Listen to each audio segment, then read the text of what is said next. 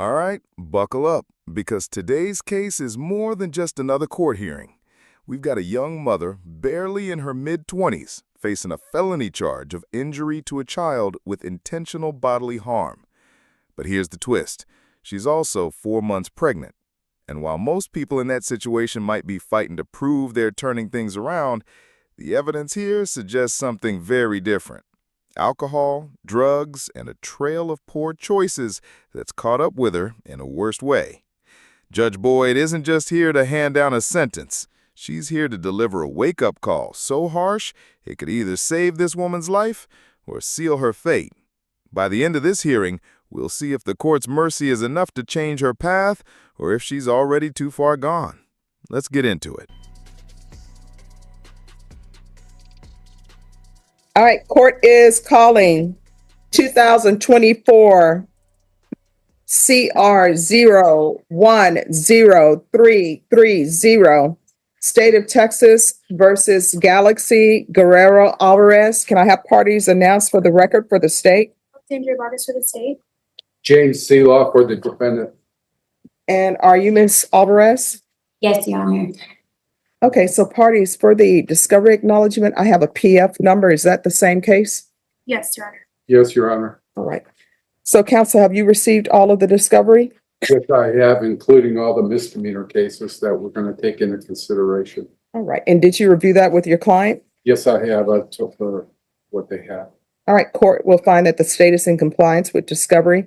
Ms. Alvarez, did you review the application for deferred adjudication with your attorney? Did you understand it and sign it? Yes, Your Honor. Did you review the true bill of indictment with your attorney? Did you understand it? Yes, Your Honor. Counsel, do you waive the reading of the indictment? We waive, Your Honor. State, are you proceeding on the indictment as presented? Yes, Your Honor. Ms. Alvarez, did you review the court admonishments with your attorney? Yes, Your Honor. Did you understand it and sign it in all the appropriate places? Yes, Your Honor. Did you understand you're charged with injury to a child elderly disabled with intentional bodily injury? That's a third-degree felony. Range of punishment is anywhere from 2 to 10 years in prison and up to a $10,000 fine. Yes, Your Honor. If you have a plea bargain agreement with the state, the court does not have to follow your plea. If for any reason the court does not follow your plea and gives you more than you bargained for, the fact that you entered a plea will not be used against you, and you will be allowed to withdraw your plea. Did you understand? Yes, Your Honor. Did you understand you have a right to jury trial, a right for you or your attorney to cross-examine and confront any witnesses the state would call, and the right to remain silent? Yes, Your Honor.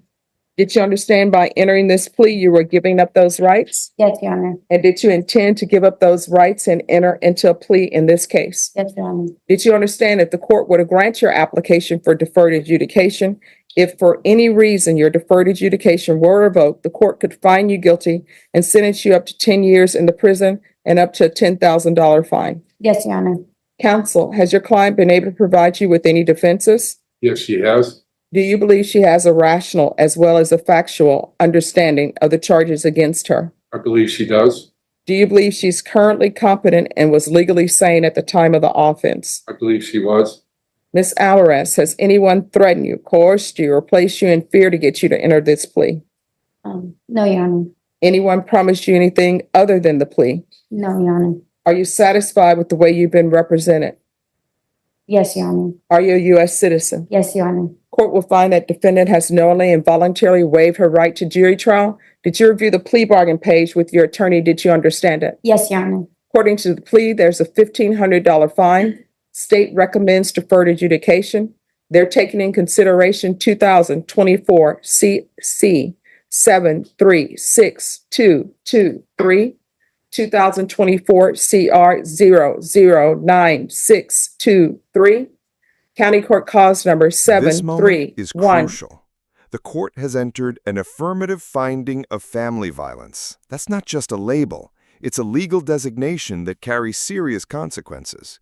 It means the court officially believes the crime involved violence against a family or household member.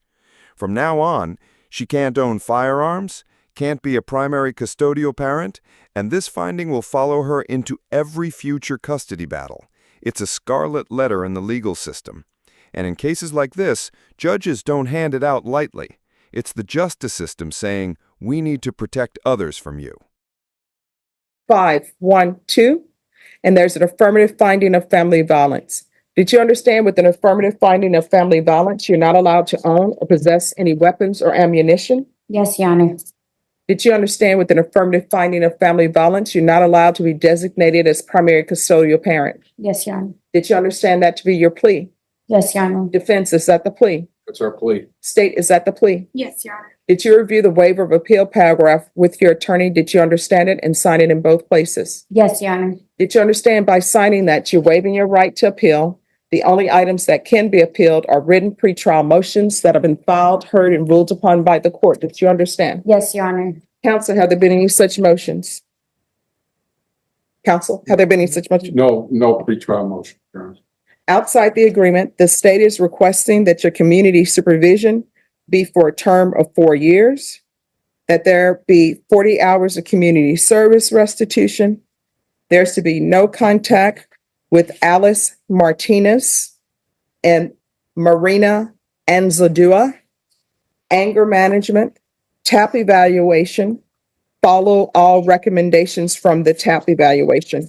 Did you understand those were recommendations from the state and the court does not have to follow those recommendations? Yes, Your Honor. Thank you. Then to the offenses charged, how do you plead? Guilty, not guilty, or no contest? Guilty. State, any evidence? Yes, Your Honor. State offers State's Exhibit 1 and all attachments. No objection, Your Honor. And state, have you spoken with the complainants? Yes, we have. All right, you may be excused. Off the record for a moment. Marco, Yes, sir. the case that was dismissed, the CC, I believe that's a county court cause number. Okay, all right. We're back on the record. Did you review the waiver with your attorney? Did you understand it and sign it in all the appropriate places? Yes, Your Honor. Again, did you understand you have a right to jury trial? A Yes, Your right Honor. for you or your attorney to cross-examine and confront any witnesses the state would call and the right to remain silent? Yes, Your Honor. Did you understand that today the state will be presenting evidence in the form of witnesses' statements and police reports? But most importantly, there'll be no live testimony. Did you understand? Yes, Your Honor. Court will find that defendant has knowingly and voluntarily waived and consented to stipulation of testimony and stipulations. Court will accept into evidence state's exhibits 1 and attachments or review the same.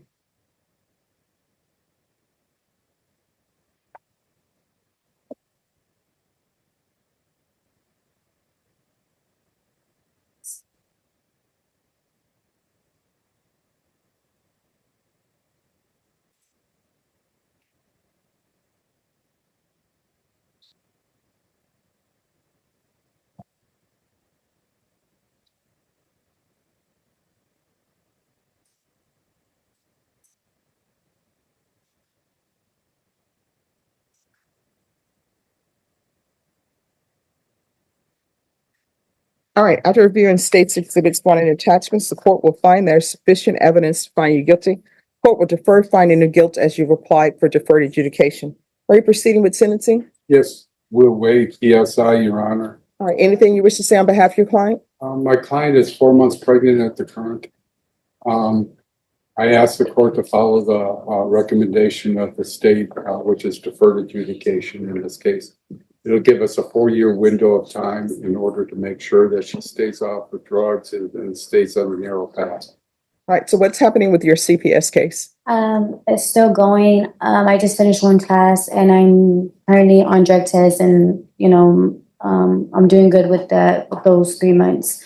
And once I, do eventually get out, I'm still gonna do those 3 other classes How that many children do you have? I have 2, What are their ages? 4 and 2. And how old are you? I'm 24. All right. So here's the issue. Here's where Judge Boyd turns from legal formalities to pure human reality. She's not just lecturing, she's painting a vivid picture of what happens to babies born addicted to drugs and alcohol. Imagine a newborn in constant pain, shaking from withdrawals they never chose, crying for substances they never asked for. This isn't courtroom drama. It's the dark truth of generational trauma, starting before a child even takes their first breath. Viewers, how do you think a judge should balance punishment and mercy here? Because in this moment, she's trying to save a child that hasn't even been born With the yet. court. right? I'm going to follow your agreement, counsel. Thank you. Your But Honor. this is what you need to realize. You already had a CPS case pending, Yes. and you pick up this case. And according to the person who was trying to help you, you've been drinking alcohol at that time and still using drugs. Do you have any idea what drinking alcohol and doing drugs does to your unborn child? Yes, ma'am. Well, let me ask you this, because people say that and they really don't internalize it. Let me ask you this. Your 2-year-old, your 4-year-old, would you let them drink alcohol? No, ma'am. Would you let them do meth No, or heroin or ma'am. anything? Mm-mm. Well, guess what? Your unborn baby, you're giving that child alcohol, you're giving that child drugs. That has to stop. Because I've done CPS cases before and I represented children before. I'm sorry. And you know what ends up happening when children are born addicted to drugs? They go through withdrawals. Have you ever gone through withdrawal? No. All right. Well, let me just explain to you what ends up happening. What ends up happening is babies are in pain because they're going through withdrawals. They are craving what you've been giving them, alcohol and drugs. They have shakes. They are just constantly, it looks like seizures, and they are in major, major pain. So you're going to have to change your ways. If you do not, what's going to end up happening is you're going to lose custody of all your children. That's You fine. understand? Now, if you don't want to be a mom for them, you can sign your rights away. No, ma'am. I have all of my rights. All right. So that's what I'm telling you. You had better start looking out for more than yourself, because guess what? Your 2-year-old and 4-year-old, you can't just send them to Travis Park and say good luck to you. And when you are using and you're not clean and sober, guess what? You are sending them to Travis Park and saying good luck to you. Yes, That's ma'am. the equivalent of what you're doing. So you're going to have to change. You understand? Yes, ma'am. All right. The court is going to sentence you to 5 years deferred adjudication. There's a $1,500 fine. It will be probated. There's an affirmative finding of family violence. Take in consideration 2024 CC 736223, 2024 CR 009623, County Court Cause number 731512. There's to be no contact with Alice Martinez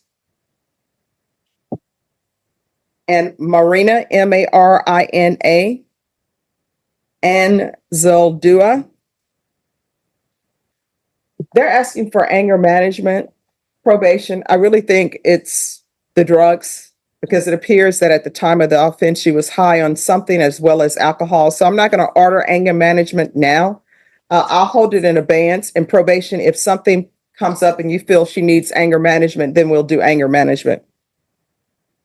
You understand? Yes, Your Honor. And Thank if you you. want anger management classes, you let them know. Okay. All right, there's to be a TAP evaluation in custody. Follow Rex. And I'm going to want a referral to felony drug court in custody. And counsel, if CPS has them in their drug court program, then I'll reconsider felony drug court. But for now, it's felony drug court. There's going to be 80 hours of community service restitution. I'm going to order parenting classes. Once she completes parenting classes, that will be deemed satisfied. Probation, if you can make sure that there's no overlap between what I'm asking for and what CPS is asking for. CPS compliance. Proof of employment within 40 days. No employment as a home health care provider or with minors. No unsupervised contact with minors. Regular reporting by Zoom or in person. Regular random UAs. Field visits 1 time per month until further notice. And 120 sober meetings in 120 days. Probation, is there anything else she needs? Is there anything else you need from the court to be successful? No, Your Honor. Did Thank you review the document entitled Trial Court Certification of Defendant's Rights to Appeal? Yes, Your Honor. Did you sign it?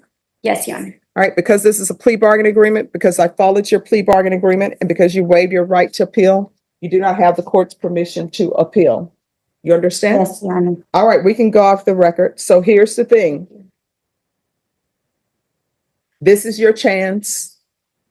Everybody's giving you a chance to be a good parent, to be in your children's life. Yes, ma'am. From here on out, whatever you do, you need to be thinking about two things. One, is this something that could potentially result in me going to prison for 10 years? No, ma'am. You know, is this something that could potentially result in me losing custody of my children? If the answer is yes, then you should not be doing it. Do you understand? Yes, ma'am. If you need anything, just let the court know. Yes, ma'am. All right, you're Thank you. excused. Thank you.